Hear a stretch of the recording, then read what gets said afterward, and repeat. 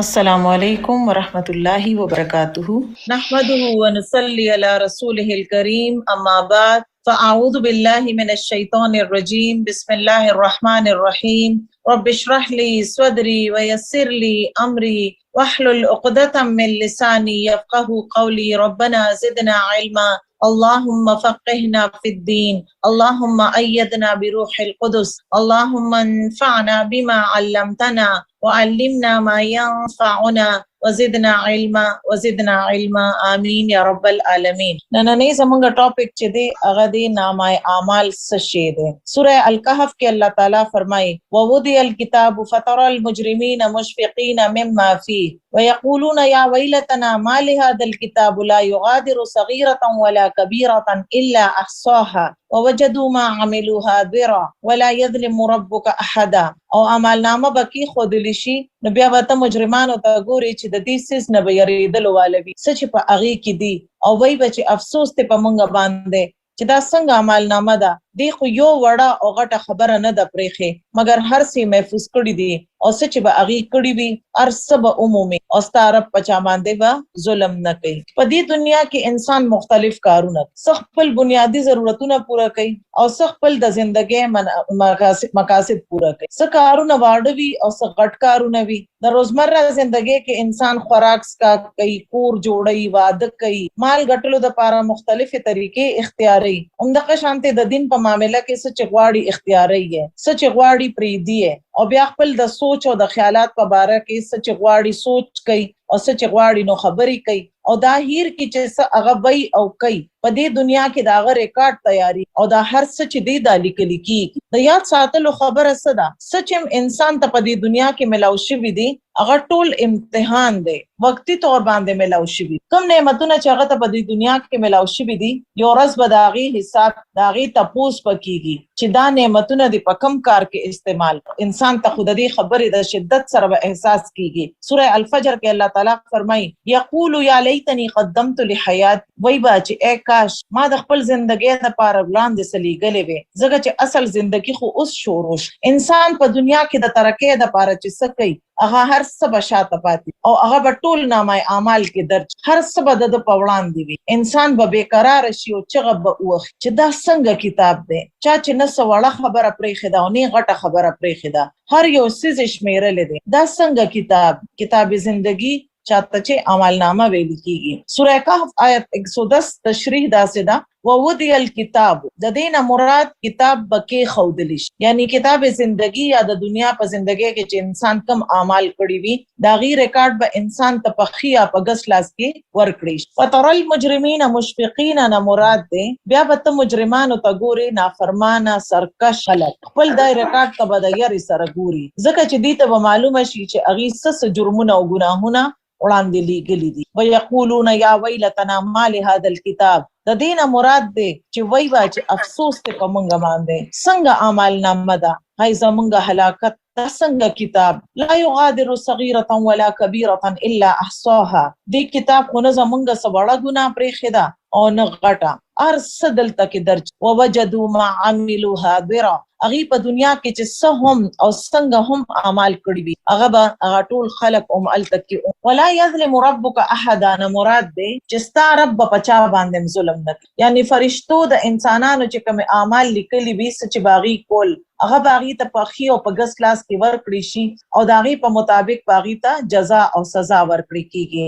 حضرت عمر رضی الله تعالی عنہ ابی ابن کعب توی مونږ ته د آخرت په باره کې حدیث واوروي د قیامت په ورځ بلوه محفوظ اوچت کړي شي او مخلوق کې به هر یو کس خپل عمل طرف ته ګوري بیا به صحیفه راوړي شي په کم کې بچي د بندگانو اعمال وي او هغه د عرش نه چار چاپیره خواره کړي شي. د دې په باره کې او فرمایل او ودی الکتاب فتر المجرمین. انسان بخپل اعمال نامه ضرور نامه اعمال چې هغه وګوري نو هغه خپل ځان ته بیا بده را دي. انسان خپل خبيث اعمال چې ویني نو چغي به وخت پریشان کیږي با او بیا به د دې په کتاب په باره کې وای چې په دې کتاب څه شي. نامه اعمال کې دوه قسمه ګناونه دي، یو دي صغیره ګناه او یو دي کبیره. ابن عباس د صغیره او د کبیره ګناه په فرق کو نو هغه د باره داسې فرق بیان کو، داسې مثال بیان کو لکه چې یو کس په زور خاندي نو دا کبیره ګناه ده، او یو کس چې اسه مسکراویږي نو دا صغیره ګناه ده. نو خندل او مسکراهټونه دا ګناه نه ده، دا صرف د مثال د پویولو د پاره کړی دی چې یو عمل بعض اوقات ډیر سنگین وي او بعض اوقات هغه ډیر معمولی وي. سعید بن جبیر وایي چې د صغیره نه مراد وړو ګناهونو کې ملوث کیدل دي، لکه لاس لګول چا، خو کبیره ګناه نه مراد چې دی نه زنا. کبیره نه مخکې د صغیره ګناهونو ذکر دی. ما لهذا الكتاب لا يغادر صغیره ولا کبیره. فضیل بن عیاض وایي چې کله به دا آیت لوستنو وی چې هاي افسوس ته په خلکو باندې چې الله کرا د کبیره ګناهونو نه مخکې د صغیره ګناهونو په باره کې با چغو شکایت کوي. احصاها نه مراد دی چې هغه شمیرلې دي او هغه د هغې احاطه کړي. د څه شي احاطه کړي؟ د هغه د ژبې نه د راوتو والا هر لفظ، د هغه د جسم کړی شوي ټول اعمال. امام قرطبي په خپل تفسیر کې وایي چې انسان هر یو شیز داغه په ذمہ د انسان هر یو شیز داغه په ذمہ لیکل کیږي، تر دې پورې چې داغه په بیماری کې داغه هاي کول لیکل کیږي. یو کول دا دی چې انسان هر هغه خبره کوم چې د جبه نروباسي هغه لیکل کیږي. د امام احمد مبارک راضي چې هغه خپل بیماری کې هاي کول، نو د طاووس ته طرف ناغه ته دا خبره ورسیده چې طاووس وایي چې فرشته هر خبره لیکي، تر دې پورې چې په بیماری کې کېدو والا هاي لیکي. د دې واقع نه پس امام احمد چرم هاي نکړل، تر دې پورې چې هغه مړ شو او داغه غزیبه هغه د الله ذکر کو. قتاده وایي چې خلکو ته د عمل نامې نه داسې به شکایت وي چې داغه په د هر یو سیز ریکارډ بوي. څوک به دا نه وایي چې دا په مونږ باندې ظلم شوی دی، دا ولی لیکل شوی دی، په دې باندې به اعتراض نه چې ولی لیکل شوی دی، او پریشانی به دې خبره وایي چې هر یو شی لیکل شوی دی، هر سیز لیکل شوی دی، او بیا دا چې هغه به دې په خپل وړاندې عمومي. نو پچا باندې بم ظلم کیږي؟ نه په نیکانو خلکو ظلم کیږي، نه په ګناهګارانو ظلم کیږي. د نیکو خلکو په اطاعت کې بس کمی نه کیږي او د ګناهګارو په عذاب کې به نه اضافه پکې نه کیږي. الله سبحانه وتعالی په چا باندې ظلم نه کوي. سورہ نساء آیت 60 کې راځي ان الله لا يظلم مثقال ذره وان تك حسنه يضاعفها ويؤتي من لدنه اجرا عظيما. بشک الله په چا باندې د ذره برابر هم ظلم نه کوي، او که نیکی وي نو هغه دو چند کی او د خپل د طرف نه ډیر ثواب ورک. سورہ الانبیاء کې الله تعالی فرمایي وندع الميزان القسط ليوم القيامه فلا تظلم نفس شيئا وان كان مثقال حبه من خردل اتينا بها وكفى بنا حاسبين. او د قیامت پر ورځ موږ د انصاف ترازو قائم کو، بیا په چا باندې هیڅ ظلم نه کیږي. که د اورې د دانی برابر عملی کړی وي نو هغه به مونږ راوړو او مونږ د حساب اغشتو د پاره کافی وو.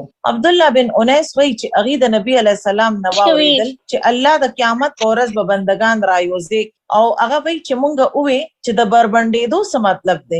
نبی صلی الله علیه وسلم او فرمایل د دې مطلب دی چې دې سره به اسم نبی، یعنی اعمال نامې نه سیوا به اسم دې سره نبی. بیا به الله هغه لری کول والدا سي نږدې داسې به اوري لکه چې د نږدې والے اوري چې زه د یعنی د خیر او د شر بدله ورکول والے زه بادشاہ یم. یو جهنم والا ته حق نشته چې هغه په جهنم کې داخل شي او داغه جنتی سره حق وي، تر دې پورې چې زه هغه ته داغه حق ورنکم. او یو جنتی به جنت کې نه داخليږي، د داخلي حق وسره نشته، او دا چې دا هغه جهنمی سره حق وي تر دې پورې چې زه هغه له هغه بدله وانخلم، خو هغه یو پړک ولی نه وي. او وایي چې مونږ اوه چې دا به څنګه کیږي کله چې به مونږ بربند جسم وی ناسنت کړي او بے زرو پر برازو. نبی علیہ السلام او فرمایل چې دا د نیکانو او د برایانو معامله او تبادله ده. چانه به د چا د مال لکه د چانه به هیڅ چانه به داغه مال نه اغشتل کیږي، نو نیکانې اعمال نامې به ایکسچینج کیږي.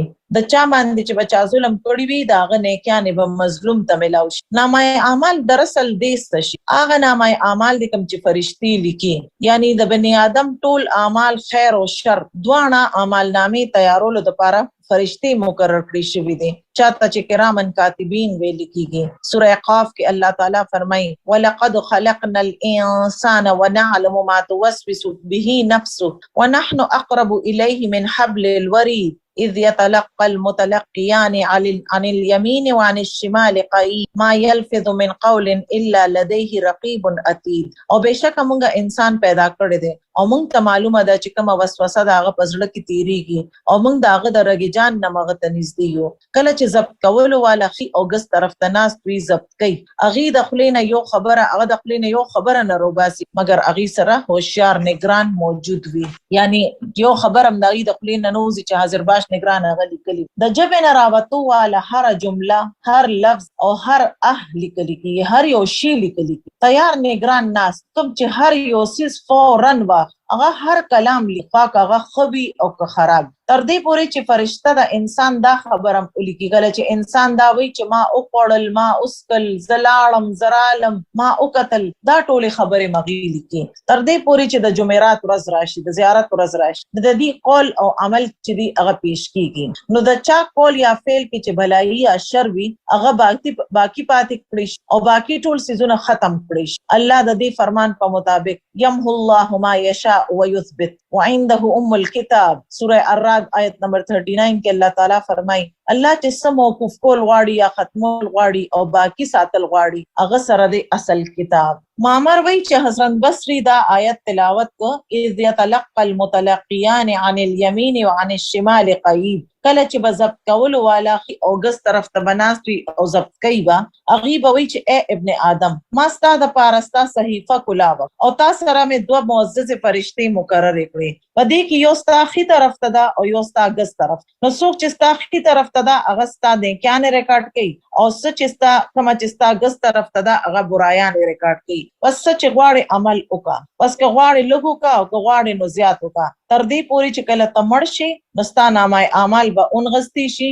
بیا باغستا 60 سره په قبر کې اور وګرځول شي تر دې پوري چې د قیامت په ورځ به د یو داسې کتاب په صورت کې را وېستل شي کم چې بتا سو کولاو او وبویل شي اقرا کتابک کفا بنفسک اليوم عليك حسيبا وبویل شي والا خپل نامه اعمال وایا نن ته په خپل د خپل حساب غشتو د پاره کافی د الله قسم دی هغه هستی تاسو سره انصاف کړی دی هغه په خپل تاسو د خپل محاسب جوړ کړی دی. کلو والا فرشتو صفات سدي. سورہ الانفطار 10-11-12 کې الله تعالی فرمای وان علیکم لحافظین او بشک پتا سو باندې محافظ دي کرامن کاتبین عزت والا اعمال لیکلو والدي يعلمون ما تفعلون او اغي ته پتا دا سچ تاسو کوي. فرشتي د الله نه پتا پوس هم لیکل کوي. رسول الله صلی الله علیه وسلم او فرمایل فرشتي عرض کوي اے رب ستا فلان کې بنده چې دی هغه د ګناه اراده کول والے الله باوجود د دې چې هغه ډیر خوینی فرشتو ته وای چې د نگرانی کوي او کدی ګناه او کې نو بس هم دومره اولی کې څنګه سونه چې د کړي دا او کو ګناه پریک دی نو داغه د پاره نیکی اولی کې ځکه چې هغه ګناه زما د وجې پریخه ده. د ګس طرف ته د فرشتي یو خاص ذمہواری ده. رسول الله صلی الله علیه وسلم او فرمایل بهشکه ګس طرف ته کوم فرشته چې دا هغه شپږ غړیانې شپږ لحظې مسلمان ګناهګار بنده د پاره خپل کلمه اوچت کړي وي یعنی ګناه نه پس هغه شپږ لحظې چې دی هغه کلم اوچت کړي وي بیا که هغه شرمنده شي او د الله نه ګناه دا هغه ګناه توبه او استغفار کی نو کلم کې خودل شي او داغه ګناه نه لیکل کی کني یو ګناه به ولیکل او د کوم خلکونه کلم اوچت کړی شوی دی کم خلک چې ودوي نابالغ بچ مجنون پاگل ترسو پورې چغی ته هوش رانه د دې ټولو نم کلم اوچت کړی شوی دی د دې اعمال نامې نه لیکل کیږي ځکه چې دی خو پس کویږي اړونه نامه اعمال د چا د پاره لیکل کیږي د پاره د دې چې اعمال نامې پاغه انسان باندې گواه جوړ شي. رسول الله صلی الله علیه وسلم او فرمایل बेशक अल्लाह ताला फरमाई ए जमा बंदगानो دا تاسو اعمال دي کم چې ز تاسو د پاره شمیرم پس ز تاسو ته بددي پورا بدله در کوم نو کم کس چې بهتره بدله عمومي هغه د الله شکر ادا کی او څوک چې بهتره بدله عمومي نو غي د خپل نفس ملامت کی ځکه چې په خپل د انسان د پاره هغه سدي کم چې هغه د پاره لیکل کیږي د پاره د دې چې سباله انسان دا انکار اونکړي شي چې دا خو ما کړی هی نه دي د ذره برابر خیر او شر چې دی هغه په نامه اعمال کې محفوظ کیږي. سوره زلزال آیت نمبر 7 او 8 کې راځي فمن يعمل مثقال ذره خيرا يره، پس چا چې د ذره برابر نیکی وکړه ابم هغه وویني. ومن يعمل مثقال ذره شرا يره، او چا چې د ذره برابر برایي کړي دا هغه به هم ویني. نیکیانې او ګناهونه دواړه لیکل کیږي. ابن عباس وایي چې رسول الله صلی الله علیه وسلم خپل رب سبحانه وتعالی نه روایت کوي او فرمایي چې بهشکه الله رب العالمین نیکیانې او برایانې ولیکلې او بیا هغه بیان. پس چا چې د نیکی اراده وکړه او په دې عمل اونکړي شو نو الله د خپل ځان سره د د لپاره یو مکمل نیکی ولیکله. او که د دې ارادې نه پس عمل امد وکړو نو الله تعالی د خپل ځان سره د لس نیکیانو نه واله د 200 پورې بلکې د دې نم زیات ولیکله. او چا چې د یو برای اراده وکړه بیا پاغي باندې عمل وکړو نو الله د د لپاره د لپاره خپل ځان سره یو مکمل نیکی ولیکله. او کاغه د هغه ارادې نه پس پاغي عمل وکړو نو الله بس صرف هغه د لپاره یو برای لیکي. بیماری یا سفر کې سکار نشي کولی نو هغه لیکل کیږي. که یو کس بیمار دی یا د سفر په وجه سکار نشي کولی نو کوم چې هغه خپل د صحت یا د کور کې چې کله دی اوسېدو نیکی به کو نو داغي هغه بدله برابر اجر باغ ته ملاويږي. مطلب دا دی چې د بیماری په وجه د دنس نیک عمل پاتې شو یا د بسکار کو د چرته په سفر تللی دی نو هغه د هغه وخت باندې د بیماری یا د سفر په وجه نکړي شو نو بیا بمدل الله تعالی هغه اجر ورکړي د هغه نیکه. رسول الله صلی الله علیه وسلم فرمایي کله چې بنده بیمار شي یا سفر ته لاړ شي نو دا هغه ټول اعمال ولیکل شي کوم چې باغه حالت قیام او زمانه تندرستی کې به کول. رسول الله صلی الله علیه وسلم دا هم فرمایل کله چې یو مسلمان سړی بیمار شي نو الله تعالی اعمال لیکلو والا فرشتو ته وی چې زما دا بنده خپل صحتمندۍ کې چې به کوم بهترین اعمال کول داغي په مطابق داغي اجر او ثواب لیکي تر دې پورې چې زده له شفا ورکړه.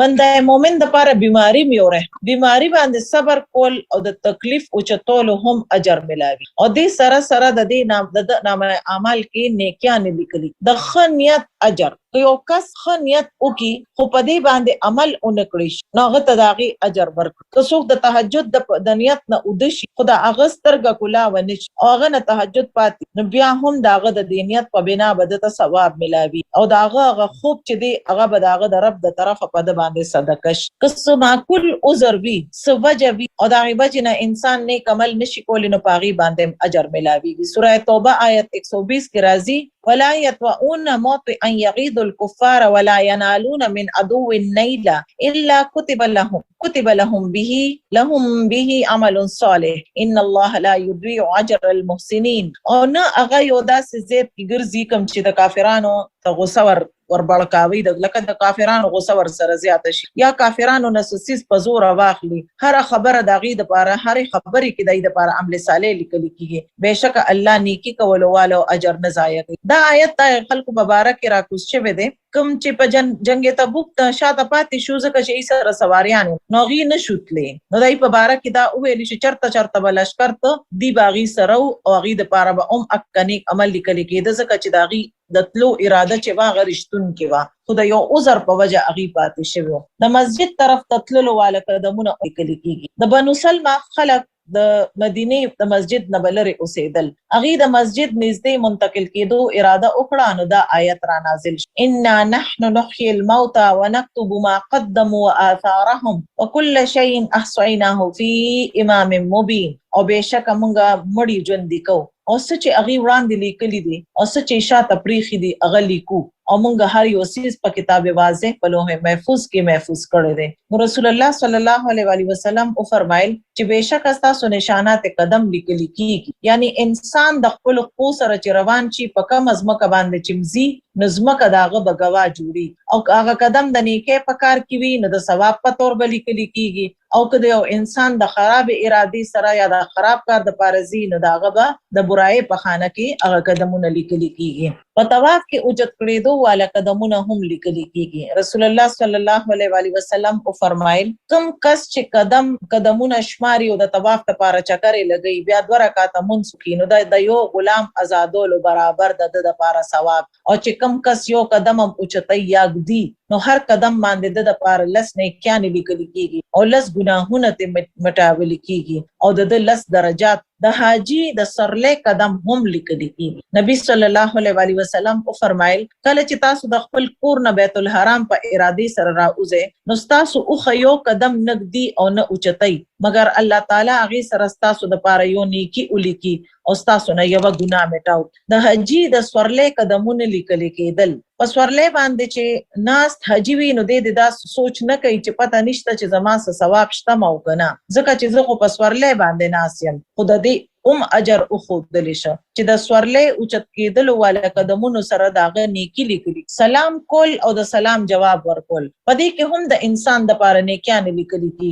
رسول الله صلی الله علیه و آله وسلم او فرمایل چا چې السلام علیکم او داغه د پاره 10 نیکیان لیکلي کیږي چا چې السلام علیکم ورحمت الله او داغه د پاره وشل نیکیان لیکلي کیږي او چا چې السلام علیکم ورحمت الله وبرکاته او هغه د پاره 10 نیکیان لیکلي کیږي. نو پدې کې به کنجوسی نه کوي او چې سلام کوي نو پورا کوي چې 10 نیکیان درته ملاوي شي. د تسبیحات او اجر لیک رسول الله صلی الله علیه وسلم او فرمایل الله تعالی سلور کلمې خوخي کړې دي سبحان الله والحمد لله ولا اله الا الله والله اکبر. چا چې سبحان الله وی داغه د پاره شل نیکیان لیکل کیږي شل برایان میټاویږي چا چې الله اکبر وی هغه د پاره شل نیکیان لیکل کیږي شل نیکیان میټاوي چا چې لا اله الا الله وی هغه د پاره ممدق شانته او چا چې الحمدلله وی هغه د پاره ممدق شانته یعنی دا سلور مختصر مگر جامع کلمات باندې شل نیکیان لیکل کیږي او شل برایان میټاویږي.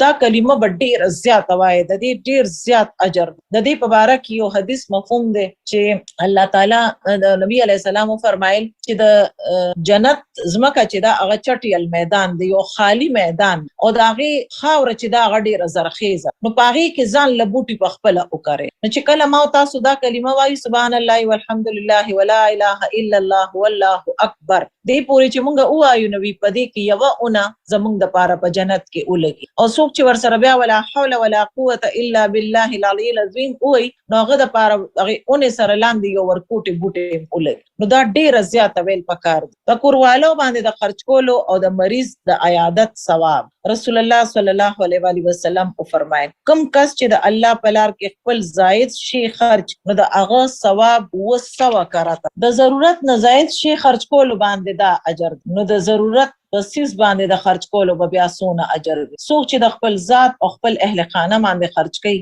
یا د بیمار عیادت کوي یا څه تکلیف دی شي د لارې نه اخوا کوي د هر نیکی بدله په بدل کې بددته لس نیکیان ملاويږي. د زناور د خوراک د دانو په بدل کې نیکی لیکل کیږي هر دانې په بدل کې نیکی لیکل کیږي. رح بن زنباح وی زنبا وی چې یو ځل تمیمداري کړه ملاقات لپاره لاړم نو چې الته لاړم نو اومه کتل چې هغه په خپل د اسونو د پاره د جوارو دانې صفا کولې حالانکه د دې اهل خانه عمل تکي موجود روح ورتوي چې آیا پدې کې څوک یعنی کوروالو کې څوک دا کار نشي کولی تمیم ورتوي ولینا او خبره دا ده چې ما د رسول الله صلی الله علیه وسلم نه اوریدلې دي چې کوم مسلمان د خپل است پاره د جوارو دانې صفا کی او بیا هغه په هغه باندې اخري نو هغه د پاره د هر دانې په بدل کې به یو نیکی لیکل کیږي. د الله په لار کې ساتل شوی زناور آثار لیکل کیږي. مخکینه زمانہ کې په زناور باندې بسورلی کېدا کم چنن په گاډو کې بدل شوی دی نو چې کم کس نیکی د کارونو د پاره خپل سورلی لري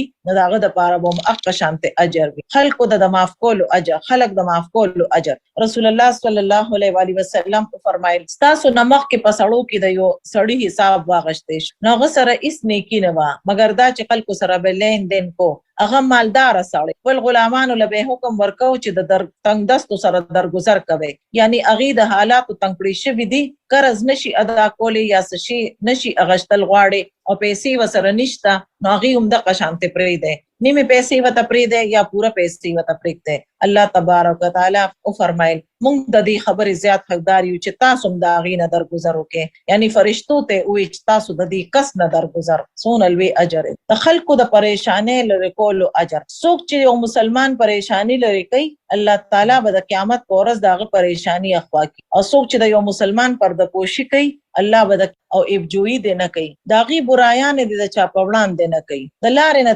تکلیف دې شي اخوا کولو اجر رسول الله صلی الله علیه و آله وسلم او فرمایي چا چې د مسلمانانو د لارې نه تکلیف دې شي اخوا کو مثلا ګټه کاني ازغي وغیرہ نو الله د دې لپاره یو ولیکي او چا د لپاره چې الله نه کې ولیکي نو اغي د وجه هغه په جنت کې داخل کړی شي څنګه چې نیکیان لیکل کېږي د قشانت ګناهونه لیکل کېږي نو د دې نه یره پکار ده د ګناهونو نه بچ کېدل پکار دي واړه واړه ګناهونه لیکل کېږي نبی صلی الله علیه و وسلم حضرت عائشہ ته فرمایل اے عائشہ معمولی ګناهونو نه ځان بچ کا ځکه چې الله پاک کرب د دې هم تفتیش کیږي د سترګې خیانت هم لیکل کېږي رسول الله صلی الله علیه و وسلم حضرت علی رضی الله تعالی عنہ ته وې اے علی نا محرم خزه باندې یو نظر پریوزی نو دوباره ورته ما ګورا ځکه چې لومبي نظر خو معاف ته خو دویم نه معاف نه دی نبی صلی الله علیه و وسلم او فرمایل د خیانت نه بچ ځکه چې دا به د قیامت پر ورځ د خائن د پاره باعث آر او ندامت د رازونو او د سرګوشیانو لیکل پټي پټي کې دوه والا خبرم فرشتي باوري او اغم اولی سوره زخرف آیت 80 کې الله تعالی فرمایي ام يحسبون ان لا نسمع سرهم ونجواهم بلا ورسلنا لديهم يكتبون آیا حقیقت خیال کوي چې مونږ د غي بيد او مشوره نه اورو ولنا زمونږ را لګلې شوی فرشتي غي سره لیکي د قشانته په مسجد کې ګندګي خورولم لیکل کیږي نبی صلی الله علیه و آله وسلم او فرمایل زما د امت اعمال په ما باندې لیکل کیږي پیش کیږي او راته خود لیکيږي نو ما د مسجد کې توکل او داغي دفن کول یعنی داغي خول ما اون قتل بیا غلاظت خورول رسول الله صلی الله علیه و آله وسلم او فرمایل چا چې قبله رخ او توکل یعنی د قبله طرف ته چې سو او توکي د قیامت پر ورځ په دې داسې حال کې راځي چې داغه د توکانی چې کمیدي دا به د هغه د سترګو په مینځ کې وي په تنهایی کې کړي شوی کارونه هم لیکل کیږي د قیامت په ورځ بنامه اعمال څنګه پیش کیږي د ټولو نمخ کې به خلک د قبرونو نه اوچتول کیږي بیا به سور کې پوکي او اهل شي نو دا خلک په خپل قبرونو نه روزي او د حشر د میدان طرف ته رسیدل شي سوره یاسین کې راځي ونفخ فی الصور فاذا هم من الاجداث الى ربهم ينسلون او سور کې به پوکي او اهل شي نو دی به فورا د خپل قبرونو نه راوزي او د خپل رب طرف ته په منډو را رواني حشر په ورځ باندې خلکو ته داغي اعمال نامې ورکړي کله چې ټول مخلوق را یوځي شي نو نامه اعمال به او ویشلی شي او ترسو پوری چې الله پاک واړي نو ټول خلک بخپیال بخپي او بربند بدن بلاړي کله چې د حساب وخت راشي نو د چانه چې الله تعالی حساب غشتل غواړي نو الله پاک به د دې عمل نامې روړلو حکم ورکړي کم اعمال چې به معزز او فرشتي لیکلي وي نو اغي بداغي هغه عمل نامې روړي خوش نصیب خلک پکې سو څه خلکو ته په خلاص کې نامه اعمال ورکړي نو دا خوش نصیب خلک وي او بد نصیب خلک څه خلکو ته بداغي عمل نامه په ګس لاس کې ورکړي یا د هغې د ملا د طرف نه معتبر کړی شي دا به بدبخت خلک وي هر انسان به خپل اعمال نامه لولي چې ما څه کړی دي بیا به د فیصلې انتظار کوي دا انتظار به دونه اوږد وي چې سترګې به د خلکو اوښلېږي او سترګې به ستړي شي رسول الله صلی الله علیه و آله وسلم فرمایل الله پاک د وړاندینو او د رستنی به ودري او یو مقرره ورځ د پاره به جمع د کومې ورځ چې به د سلويختو کال یو ورځ به سلويخت کال برابر وي دا غي سترګې بشلیدلې وي او بر طرف ته به اوچتې شوي وي او به د مقدمو د فیصلو انتظار وکړي د حشر ورځ به ډیره اوږده وي رسول الله صلی الله علیه و آله وسلم دا تلاوت او فرمایي دا آیت یوم یقوم الناس لرب العالمین بیا او فرمایل هغه وخت پس تاسو څه حال وي کله چې الله پاک تاسو 50,000 کال د پاره بمدا سره یوځي کی لکه څنګه چې غشي په کمان کې اچولې کیږي او بیا به الله پاک دومره ارسا ستاسو طرف ته نظر کوي ډیره سخت ورځ به وي سخت ګرمي به وي نور به انتهایی نږدې وي هر کس په خپل خوله کې ډوب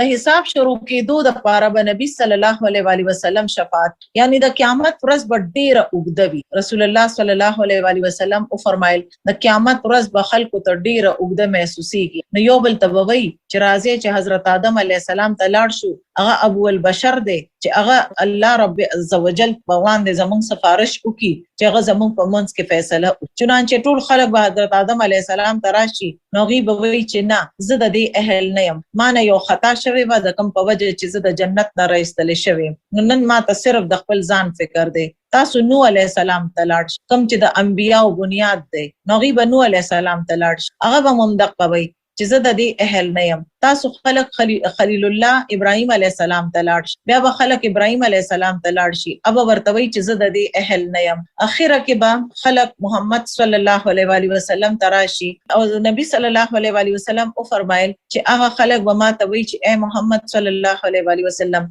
زمونږ د پاره د خپل رب ته سفارش وکا چې زمونږ په میانس کې فیصله وکړي، بس زبر د الله عز وجل په وړاندې سجده وکم او پری بوزم او داغه به داسې هم بیان کم چې په زمانه مخکې یو نبی نه کړی او نه به داسې هم زمانه پس ته څوک بیانول شي. بس او به ویل شي اے محمد صلی الله علیه و آله وسلم بل سر اوچت کې تاسو ته بدر کړی شي، تاسو ته باور ویل شي، تاسو سفارش په قبول کړی شي.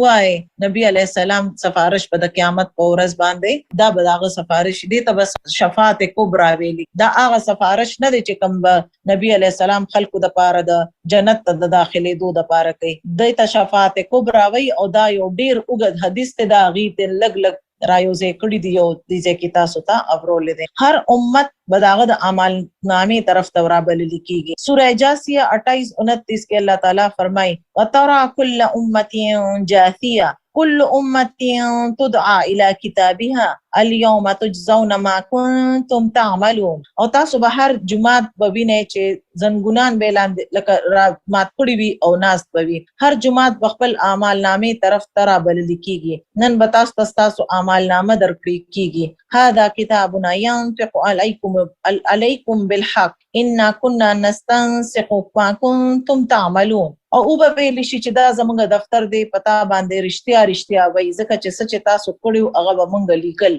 چاته چې په خلاص کې اعمال نامه ورکړي شي داغه حساب به آسان کیږي او چاته چې په ګس لاس کې ورکړي شي نو هغه به هلاکت ته आवाज او په بلکړي شوی اور کې به داخليږي. خلاص کې اعمال نامه ملاوي دوه ول چې دی به خوشبخت وي. سوره الانشقاق کې الله تعالی فرمایي فاما من اوتي كتابه بيمينه او چاته چې داغه اعمال نامه داغه په خلاص کې ورکړي شو فسوف يحاسب حسابا يسيرا نو داغه نه به آسان حساب اغشتل کیږي وينقلب الى اهله مسرورا او هغه د خپل کوروالو طرف ته خوشاله سره واپس راځي. واما من اوتي كتابه وراء ظهره او چې چاته نامه اعمال داغه د شاته نه ورکړي شو ويصلى سعيرا نو هغه به دوزخ کې داخليږي فسوف يدعو ثبورا او هغه به مرګ ته आवाज. چاته چې اعمال نامه په ګس لاس کې ورکړي شي اب د حسرتونو ښکار. سوره الحاقه کې الله تعالی فرمایي واما من اوتي كتابه بشماله فيقول يا ليتني لم اوت کتابیا او چاته چې اعمال نامه په ګس لاس کې ورکړي شو هغه به وي چې اکاش ماته اعمال نامه نه وی ملاو شوی ولم ادري ما حسابیا او ماته دا پته نه وی چې زما حساب څه دی. یا لیتها كانت القاضیه کاش هغه مرګ ختمولو والوي. ما اغنا عني مالیا زما مال زما اس پکار رانغه هلک عني سلطانیا او زما حکومت هم زمانه لاړو. یعنی هغه وخت کې بدته احساس وشي چې دا ما چې په کوم سيزونو پسې منډه بغلې هغه دلته زما اس پکار ناراضي. الله تعالی به د حق سره فیصله نامه اعمال به وړاندې انبیا به برسري وي اعمال نامه به کولو. سوره الاسراء کې الله تعالی فرمایي وكل انسان الزمناه طائره في عنقه ونخرج له يوم القيامه كتابا يلقاه شورا. موږ د هر یو کس نصیب داغه سټ سره تړلې دي او د قیامت په ورځ به موږ داغه اعمال نامه روباسو اوړاندې به کیدو. اقرا کتابک قل ول خپل اعمالنا کفا بنفسك اليوم عليك حسيبا نن ته خپل حساب اغشتو د پاره کافی ټول اعمال بزا حاضر کړی. سوره آل عمران آیت 30 کې الله تعالی فرمایي یوم تجد كل نفس ما عملت من خير محضرا وما عملت من سوء تود لو ان بينها وبينه امدا بعيدا ويحذركم الله نفسه والله رؤوف بالعباد. او چې په کوم ورځ هر کس موجود عمومي خپل وړاندې هغه نیکی کم چې هغه کړی و او څه چې هغه برایي کړی و هغه ورځ بغواړي چې کاش د مینس کې د برایي په مینس کې یو لوی لار لکه لره مسافت وي او الله تاسو د خپل ذات نه یری او الله په بندگانو باندې شفقت کول والده. انسان ته وړاندنی او رستنی ټول اعمال او خودلی. سوره القیامه کې الله تعالی فرمایي ينبأ الانسان يومئذ بما قدم واخر. هغه ورځ په انسان ته او خودلی شي چې هغه سروړي دي او سی پریخ پټي خبرې بظاهر. سوره الحاقه آیت 18 کې راځي یوم اذن تعرضون لا تخفى منكم خافيه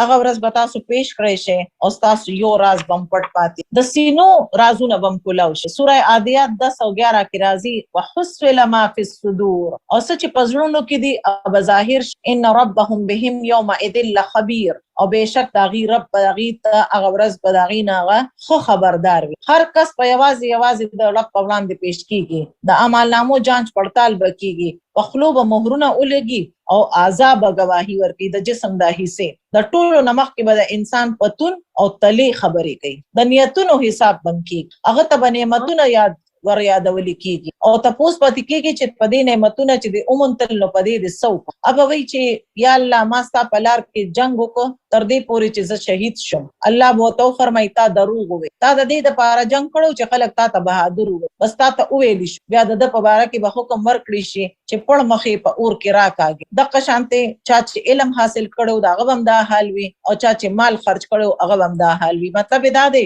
چې علم حاصل کړو خلکو ته د ځان کولو د پاره او مال خرج کړو د ځان کولو د پاره، د دې د پاره نو چې الله را خوشاله شي. نو زکه به بیا دی پړ مخې په اور کې، نو زکه پکار دی چې موږ د هر ټیم د خپل ځان محاسبه کوو چې کوم نیکیم کوو، چې شاته ورپسې سوچ کوو چې موږ د دې پسې شاته نیت څه دی چې پس به جما دا کړی دی دا کار. حقوق الله کې به د ټولو نمخ کې حساب د منس اب د دې په باره کې یری الله سبحانه وتعالى به هغه باندې داغه د ګناهونو اقرار بیا به الله تعالی فرمایي ته دا پیژنې اب وی اے رب زی پیژنم. الله تعالی به تو فرمایي ما په دنیا کې ستا په ګناهونو پردا چولې با او نن زستا ګناهونه معاف کوم. بیا به هغه ته د نیکانو اعمال نامه ورکړي شي. کفار او منافقین به اعلانیت تذلیل کیږي، आवाज به ورته وشي او به ویل چې دادی هغه خلک چې په الله باندې دروغ تړلي. الله سبحانه وتعالی به ډیر باریک بینه سره حساب کوي. حقدارانو حقوق د پاره بار د قیامت په ورځ به د ظلم په وجه نه کانه میټاو کړی. عبد الله بن مسعود وایي چې نبی علی السلام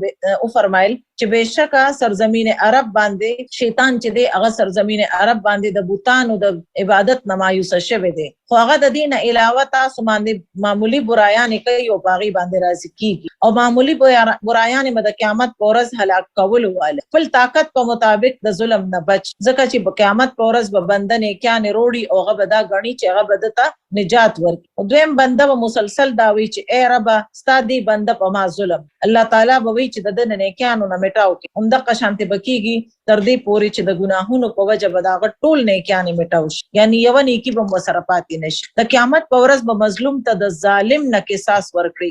هغه کس چا سره چې ډیر شي نه کاني وي خو بل نور خلکو له تکلیف ورکړي وي، چاته به کنزل کړي، د چا به مال خړلي، پچا به تهمت لګولي، د چا به وینت وی کړي، څوک به مړ کړي، نو داغه نه کاني به هغه ټول خلکو ته ورکړي شي او داغه خلکو ګناهونه به په دې سړی باچول بیا به دې په اور کې واچ. دغه شانته اعمال بم تللی کیږي، اعمال پیش کېدو نه پس پتللی کیږي. عبد الله بن قیس وی چې خلق به د قیامت په ورځ به درې ځله پیش کیږي، دو ځله به پیش کېدو کې به بحث او مباحثه کوي او عذر به پیش کیږي، په دریم ځل باندې به خلکو ته بددي په لاسونو کې اعمال نامه به وته ورسول شي. بیا به څه خلک اعمال نامه په خلاص کې واخلي او څه خلک به په ګس لاس کې واخلي او د انصاف ترازو به کې خودلی شي او پچا باندې به هیڅ ظلم نه کیږي. د قیامت په ورځ به دونه غټ تل کې خودلی کیږي چې په دې کې به د اسمان او د ځمکې وزن کیږي، هر وړه او د غټي خبرې وزن بکیږي او انسانان بم پکې تللی. د الله د نیکانو بندگانو وزن به ډیر زیات.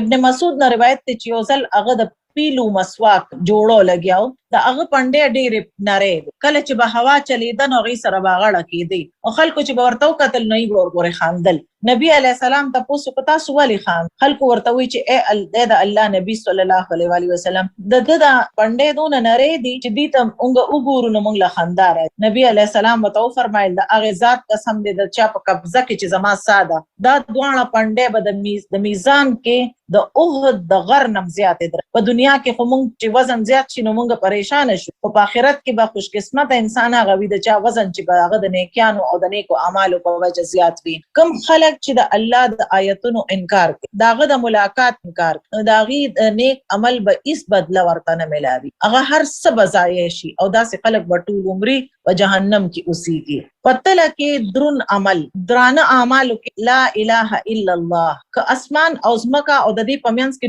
ټول سيزونه د میزان په یو چابړي کې خودلی او دویم لا اله الا الله په دویم چابړي کې خودلی نو دا دویم چابړه چې دا یا دا دویم پلړه چې دا بټیټ شي. حسن اخلاق بهترین نیکی ده. نبی صلی الله علیه و آله وسلم او فرمایل چې په میزان کې د حسن اخلاق نه زیات درون شی بل نشته. وګده خاموش انسان د بغیر ضرورت خبرې نه. رسول الله صلی الله علیه و آله وسلم او فرمایل تاسو ښه اخلاق او وګده خاموشي لازم اوسه. ته هغه ذات قسم دې د چا په لاس کې چې زما ساده مخلوق یو ښه کار نه دی کړی کم چې د دې دوه نیکانو برابر وي یعنی ښه اخلاق او وګده خاموشي. دوه کلمات په درازو کې یعنی په تله کې ډیر درانه دي په جبه ډیر سپک او رحمان ته ډیر خواږه دي. سبحان الله وبحمده سبحان الله العظیم. میزان نیم ډکولو والا عمل سبحان الله نصف المیزان. سبحان الله ویل نصف میزان دی لکه میزان وسره نیم ډک او میزان پورا ډکولو والا عمل چې دی هغه الحمدلله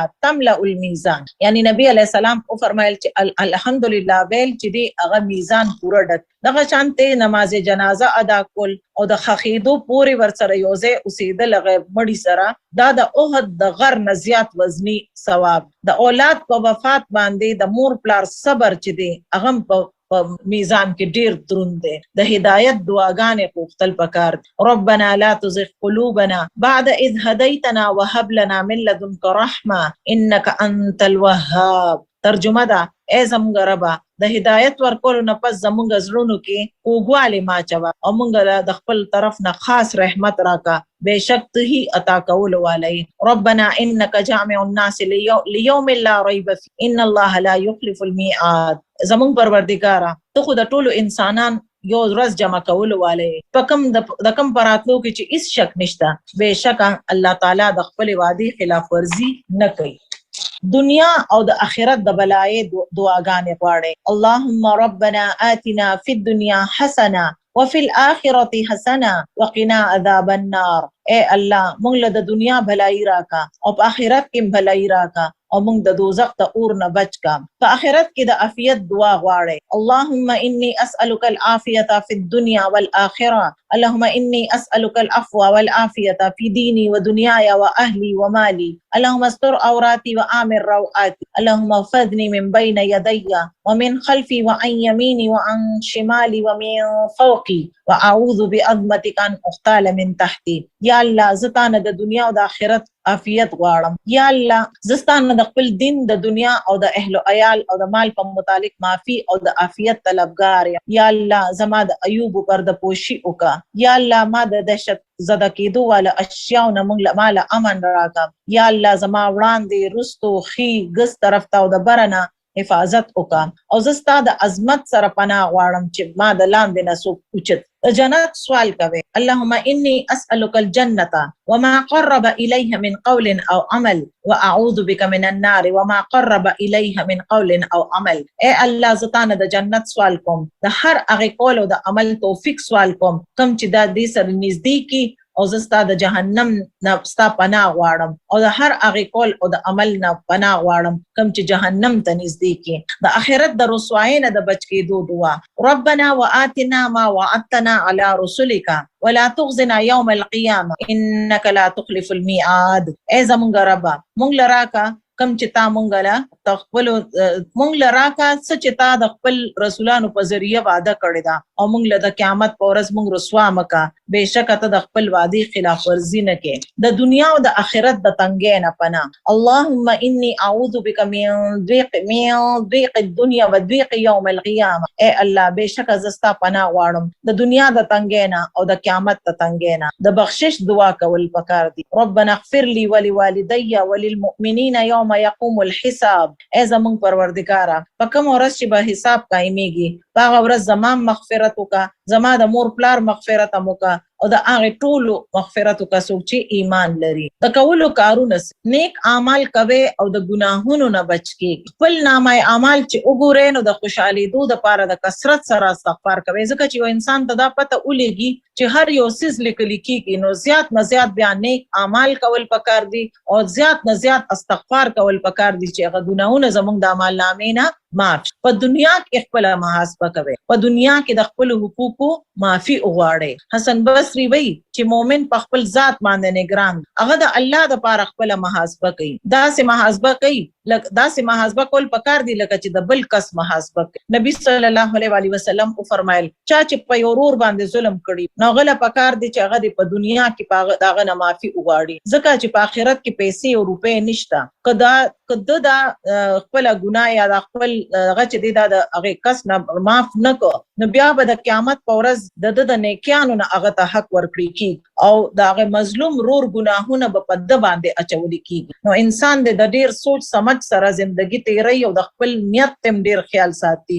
الله تعالی دې ما او تاسو د دې هر سنه محفوظ اوساتي او الله دې موږ له وس او طاقت او توفیق او همت راکړي چې موږ د الله تعالی د خوخ کارونه او الله زمونږ ناراضي. سبحان الله وبحمده سبحان الله العظیم. اللهم صل على محمد وعلى ال محمد وبارك وسلم.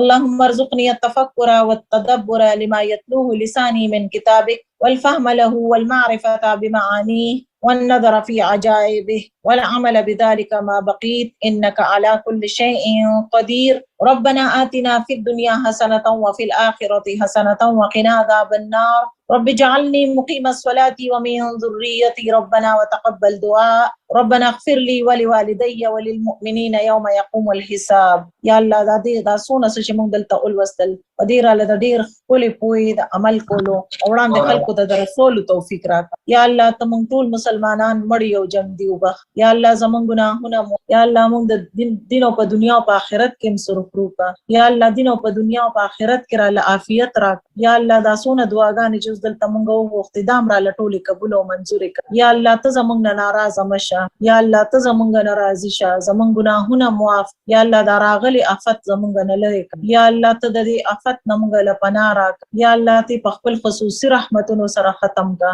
یا الله ته موږ د دې عذاب نه بچ کړه. یا الله د آل اولاد سره د ټول مسلمانانو سره بچ کړه. په ټول دنیا کې خیر راپیښ. یا الله د ټول دنیا نه دا غند اوچت کړه. او یا الله زمونږ ګناهونه معاف. یا الله سونه خلک چې بیماران دي په هسپتالونو کې پراته دي سره زمونږ ټول له شفای کامله عاجله او مستمره ورکا. ټول په خیر خیریت په خوشحالو سره خپل کورونو ته واپس راول. یا الله دا سونه خلک چې دی وخت لاس دی او ته لاسونه نیولې دي جوړې د ته نیولې دي. یا الله ته د دې د ټول په جوړو کې خیر واچ. د دینه مصیبتونه تکلیفونه پریشانه او بیماری لري. یا الله سونه خلک چې دی دنیا نه لاړ جنت الفردوس مقام کا.